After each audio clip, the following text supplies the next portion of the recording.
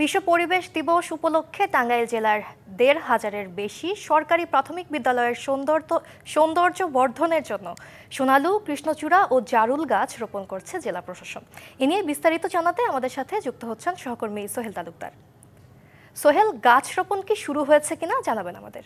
সঙ্গীতা, সকাল 10টায় একযোগে টাঙ্গাইলের যতগুলি সরকারি প্রাথমিক বিদ্যালয় রয়েছে সেই সরকারি প্রাথমিক বিদ্যালয়ে আপনি যেমনটা বলছিলেন যে কৃষ্ণচূড়া, জারুল এবং সোনালী যে বৃক্ষ রয়েছেন, যেটি আসলে সৌন্দর্য বর্ধন কাজ করে এবং পাশাপাশি যে দেশের প্রকৃতির যে ভারসাম্য, বৃক্ষের ভারসাম্য সেটি রোপণ করার কার্যক্রম শুরু হয়েছে এবং এটির একেবারে চিন্তা চেতনা, অভিনব একটি চিন্তা চেতনা, বা আমরা যদি বলি যে প্রকৃতির জন্য চিন্তা চেতনা যেটি করেছেন টাঙ্গাইলের জেলা প্রশাসক শরীফা হক।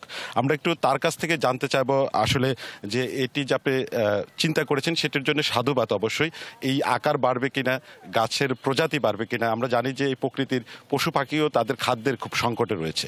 শাইনি চুলে এখন হবে সব হেয়ারস্টাইল। সিল্কোর দ্বিগুণ শাইনি চুল প্রতিদিন।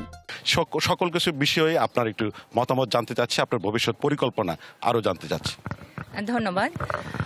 আজকের এই বৃক্ষরোপণ কর্মসূচির উদ্দেশ্য হলো যে শিশুদেরকে খুব সুন্দর প্রাকৃতিক পরিবেশে বেড়ে ওঠার সুযোগ দেওয়ার মাধ্যমে তাদেরকে পরিবেশ সচেতন নাগরিক হিসেবে গড়ে তোলা। আপনারা জানেন যে শিশুরা খুব কৌতূহলী হয়, তারা প্রতিনিয়ত তাদের চারপাশ থেকে শেখে এবং শিশুদের সর্বোচ্চ বিকাশ ঘটে যখন তারা খুব সমৃদ্ধ একটা প্রাকৃতিক পরিবেশে বেড়ে ওঠার সুযোগ পায়। তো সেই লক্ষ্যে টাঙ্গাইল জেলার প্রতিটি সরকারি প্রাথমিক বিদ্যালয়ে আজকে একযোগে 3টি দেশীয় ফুলের গাছ লাগানোর উদ্যোগ নেওয়া হয়েছে।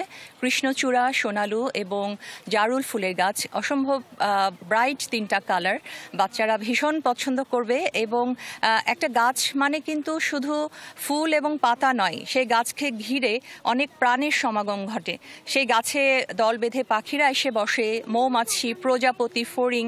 তো এই সব কিছু শিশুদেরকে ভীষণভাবে পরিবেশের প্রতি সংবেদনশীল করে তুলবে, তাদের স্বপ্ন এবং কল্পনার জগৎকে সমৃদ্ধ করবে এবং সর্বোপরি তাদেরকে একটি পরিবেশ সচেতন মানুষ হিসেবে গড়ে তুলতে সহায়তা করবে। ধন্যবাদ।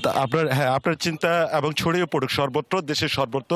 তাদের এই কার্যক্রমে বন বিভাগও শরিক হয়েছেন এবং জেলার সকল প্রান্তের সাংবাদিক থেকে শুরু করে সকলেই কিন্তু সাধুবাদ জানিয়েছেন, তারাও এটি সহযোগিতা করছেন। প্রত্যেকেই প্রত্যাশা করছেন যে টাঙ্গাইলের এই উদ্যোগটি সারা বাংলাদেশে ছড়িয়ে পড়বে। সোহেল, ধন্যবাদ আপনাকে।